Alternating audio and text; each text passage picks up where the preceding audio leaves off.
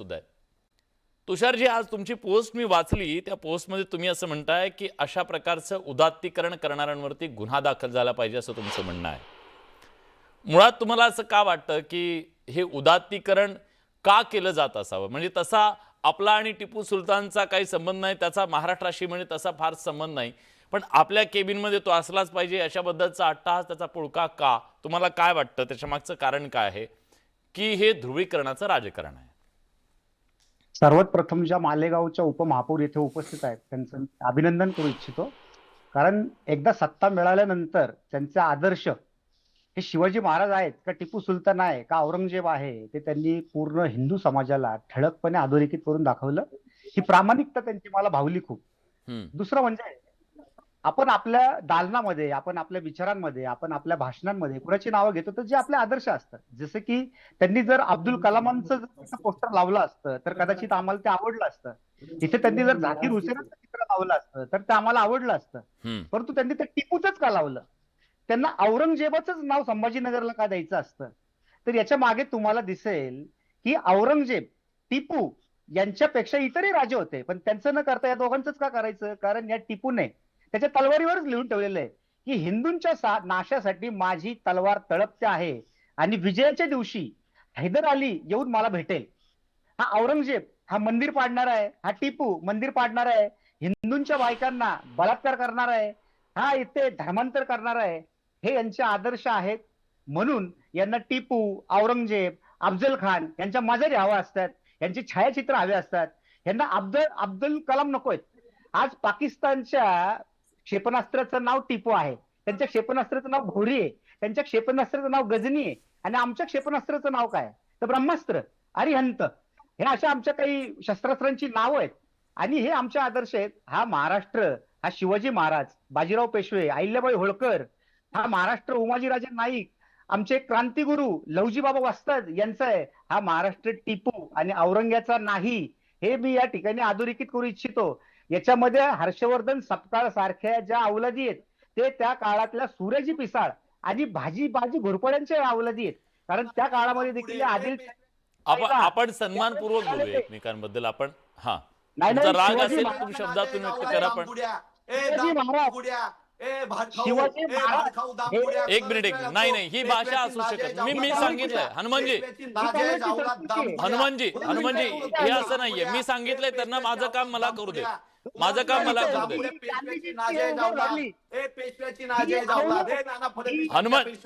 Hanumanji please आपण चर्चेचा decorum पाळूया please, नाहीतर मला सगळ्यांचे आवाज बंद करावे लागेल. मी आधीच सांगितलंय हनुमानजींचा आवाज बंद करा, हनुमानजींचा आवाज बंद करा. आणि तुषारजी तुम्ही सुद्धा, तुम्ही जे मांडणी करताय तुमची वैचारिक मांडणी करा, वैयक्तिक नको, नाहीतर मी दुसऱ्या पाहुण्यांकडे जाईल. शत्रूच्या बाईला परत सन्मानाने पाठवणारे शिवाजी महाराज आणि शत्रूच्या स्त्रियांना जनात खाण्यात कोंबणारा टिपू सुलतान, या दोघांची तुलना होऊ शकत नाही. ते कुणी केलं तर हिंदू समाज हे खपून घेणार नाही. तो जो कोणी करेल त्याची कबर बांधण्यासाठी हिंदू समाज हा कायम सक्षम आहे. पैगंबर शेख आपल्या सोबत आहेत. पैगंबर, पहिल्यांदा तर मी तुमचं वाचलं, तुम्ही काय लिहिलं ते. तुम्ही म्हणालात की कुठल्याही प्रकारे समर्थन होऊ शकत नाही छत्रपती शिवाजी महाराज आणि टिपू सुलतान यांचं. पण प्रश्न हा आहे की 250 वर्षानंतर सुद्धा सातत्यानं टिपू सुलतानला का ऐतिहासिकरित्या कबरीतून काढलं जातं? राजकारणाचं ते एक हत्यार बनलंय का? मतांचं ते हत्यार बनलेलं आहे का? ध्रुवीकरणाचं ते हत्यार बनलेलं आहे का? एक लक्षात घ्या, सगळ्यात पहिली गोष्ट, आपण मध्ययुगीन भारताविषयी बोलत असताना, मध्ययुगीन भारताच्या इतिहासाविषयी बोलत असताना, सध्या काळामध्ये लोकशाहीच्या आतमध्ये असलेली जी परिमाण आहेत, जे आपलं जे दृष्टिकोन आहे, तो दृष्टिकोन 250 वर्ष मागे जो आहे तो आपण वापरू शकत नाही. हुकुमशाहीच्या काळामध्ये ज्या ज्या काही गोष्टी घडल्या, जे जे शासक होते त्या शासकांना ज्या पद्धतीने राजवट चालवावी वाटली त्यांनी चालवली. आज विषय आलाय की टिपू सुलतान आणि छत्रपती शिवाजी महाराज जे आहे त्यांची तुलना करणे ह्याचं समर्थन अजिबात केलं जाऊ शकत नाही. मी त्याचा आधीही निषेध केलेला आहे, आत्ताही निषेध करतो. आणि सन्माननीय जे हर्षवर्धन सपकाळ आहेत त्यांनी ते विधान मागे घ्यावं असं देखील मी नम्र आव्हान या माध्यमातून देखील पुनश्च एकदा करतो. मात्र या विषयावर भाजपवाल्यांनी जे आंदोलन वगैरे करणं, ज्या काही गोष्टी केलेल्या आहेत, ते आंदोलन करण्यासाठी तरी ते पात्र आहेत का? हा सगळ्यात मोठा प्रश्न जो आहे तो महाराष्ट्राला पडलेला आहे. कारण बरं, असं भाजपची का जी वाटतं काही तुम्हाला? आंदोलनं भाजपची जी काही आंदोलनं महाराष्ट्रामध्ये होत आहेत ती अजिबात लोकमान्य नाहीयेत. याच्या मागचं कारण मुळात हे आहे की टिपू सुलतानशी जी आहे ती छत्रपती शिवाजी महाराजांशी तुलना होऊ नये हे वास्तव आहे. मात्र आज के शिवाजी नरेंद्र मोदी अशा पद्धतीची जी पुस्तकं भाजपवाल्यांकडून प्रकाशित केली गेली त्यावेळी कुठे हे लोक बिळामध्ये जाऊन बसली होती हा मोठा प्रश्न आहे. ज्यावेळी छत्रपती शिवाजी महाराजांचा अवमान जे आहे ते ज्यांना यांनी पुरस्कार दिला राज्यपाल भगतसिंग कोश्यारी ते छत्रपती शिवाजी महाराज जर रामदास स्वामी नसते तर शिवाजी नसते अशा पद्धतीचं वक्तव्य करतात. शिवाजी महाराज जुन्या काळातले जे आदर्श आहेत आत्ताच्या काळातले जे आहेत ते गडकरी आहेत आदर्श अशा पद्धतीची वक्तव्य केली. सोलापूरकर बोलतो की छत्रपती शिवाजी महाराज लाज घेऊन जे आहे ते आग्र्याहून सुटले. त्याच्यानंतर कोरटकर सारखा माणूस तो या ठिकाणी आमच्या आई साहेब राजमाता राष्ट्रमाता जिजाऊ साहेब यांच्याविषयी अश्लील टिप्पणी करतो. कुठे आंदोलनं केली ह्या लोकांनी हा प्रश्न संपूर्ण महाराष्ट्र यांना विचारतोय. आज छत्रपती शिवाजी महाराजांच्या बाबतीमध्ये एक जे आक्षेपार्ह वक्तव्य केल्यानंतर तुषार दामगुडेंसारखी व्यक्ती जे आहे ते म्हणतात की सबंध हिंदू समाज वगैरे जे आहे ते हे सहन करणार नाही. कोणी सांगितलं छत्रपती शिवाजी महाराज जे आहे ते हिंदू धर्मापुरते मर्यादित आहेत? छत्रपती शिवाजी महाराजांना या ठिकाणचा मुसलमान ख्रिश्चन त्या ठिकाणी शीख ईसाई सगळेच लोक मानतात. आज ज्या शाने हिंद आहेत उपमहापौर ज्या बोलल्या त्याच्यावर देखील यांनी जे आहे तो कुठल्याही पद्धतीने बोललेलं आणि सुमार नेरेटिव्ह सेट करण्याचा तुषार दामगुडे प्रत्येक वेळी जो आहे तो प्रयत्न करतात. उपमहापौर बोलल्या की माझ्या तिथे जर सर्वात पहिल्यांदा मी प्रतिमा कोणाची लावेल तर ते राष्ट्रपिता महात्मा गांधी यांची लावेल, त्यानंतर बाबासाहेब आंबेडकरांची लावेल, छत्रपती शिवाजी महाराजांची लावेल, संविधानाची लावेल आणि त्यासोबत टिपू सुलतानची लावेल असं ज्यावेळी वक्तव्य केलं त्यावेळी तुषार दामगुडेंसारखे लोक या विषयावर का बोलत नाहीत हा माझा प्रश्न आहे. आणि ठीक तुषार आहे, मी दामगुडे यांना विचारतो कोणी अधिकार दिला? मी तुषार दामगुडेंना तो प्रश्न संविधानाचे विचारतो. सर, पैगंबर सर, फक्त मला शेवट हा, एकच मुद्दा मांडायचा बोला या बोला ठिकाणी. बोला बोला. ज्यावेळी हे म्हणतात की मंदिरांच्या विषयी याच्याविषयी त्याच्याविषयी हे बोलतात. पेशव्यांनी 4 वेळा जे आहे ते मंदिरांवर आक्रमण केली.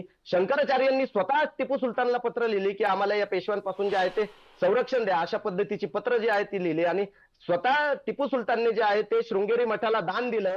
शृंगेरी मठात असलेल्या शंकराचार्यांना जे संरक्षण दिलं त्याच्यावरती हे लोक का बोलत नाही हा माझा खूप मोठा प्रश्न आहे. 256 मी विचारतो त्याच्यावरती का बोलत नाहीत? ठीक आहे तुषार दामगुडेजी, ज्या प्रकारची मांडणी तुम्ही केली हिंदुत्ववादी शिवप्रेमींच्या मनातली आग तुमच्या बोलण्यातनं दिसली.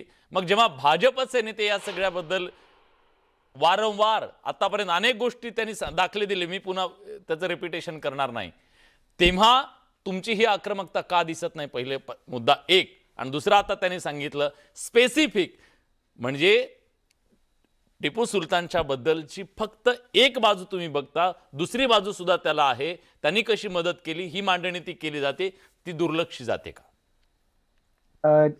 विलासजी मी एक एक मुद्दा घेतो. सगळ्यात पहिलं म्हणजे आपल्याला आठवत असेल आपल्या चॅनलवरती आपल्याच कार्यक्रमामध्ये या कोरटकरला तुरुंगात नाही तर गोळ्या घातल्या पाहिजेत, त्याचं एन्काउंटर केलं पाहिजे अशी मागणी मी केलेली आहे.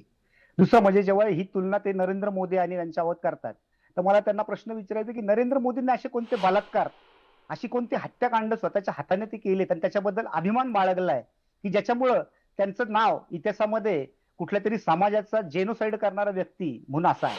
मला हे नाही म्हणायचं की आजच्या मुसलमानांचा त्याच्यामध्ये दोष आहे. तुम्ही लक्षात घ्या टिपूने काय केलं, औरंगजेबाने काय केलं याच्यामध्ये आजच्या मुसलमानाचा 1% देखील दोष नाहीये. हिंदू समाजामध्ये जातीयता जेव्हा होती तेव्हा त्याच्याशी आमचा तुमचा 1% तरी दोष आहे का? पण त्याबद्दल जर आपण माज अभिमान बाळगत असू तर मात्र आपला दोष आहे. औरंगजेबाने आणि टिपू सुलतानने जे केलं त्याच्याबद्दल जर काही जिहादी प्रवृत्तींना माज अभिमान असेल तर आपण त्याच्यावर बोललं पाहिजे की नाही बोललं पाहिजे? तुम्ही अब्दुल कलामांचा लावा. हा देश कोणता आहे? हा देश शाहरुख खान सलमान खान यांना सुपरस्टार बनवणारा देश आहे. आपल्या काशीच्या मंदिरामध्ये ते शहनाई वादक खान नावाचे बसतात. हा या देशामध्ये राष्ट्रपती होऊन गेले. अहो आपण या देशाच्या हिंदूंना कुठं तुरुंगामध्ये उभं करता? या देशाने त्याची लॉयल्टी सेक्युलरिझम हा वेळोवेळी सिद्ध केलेला. आता हिंदूंनी ती किती वेळा सिद्ध करायची? या देशामधल्या या जिहादी प्रवृत्तींनीच तर पाकिस्तानची निर्मिती केली. मला त्यांना असं विचारायचंय की मग जेव्हा त्यांना सत्ता मिळते तेव्हा त्यांनी ते 57% जे मुसलमान शिवाजी महाराजांच्या सैन्यात असतात असं ते दावा करतात, तर मग त्यांनी शिवाजी महाराजांचं का नाही लावलं? हा एवढा मोठा वादंग निर्माण झाल्यानंतर ते मी त्याच्याबद्दल पण विचारतो त्याच्याबद्दल. पण त्या आधीच लावायला पाहिजे होता.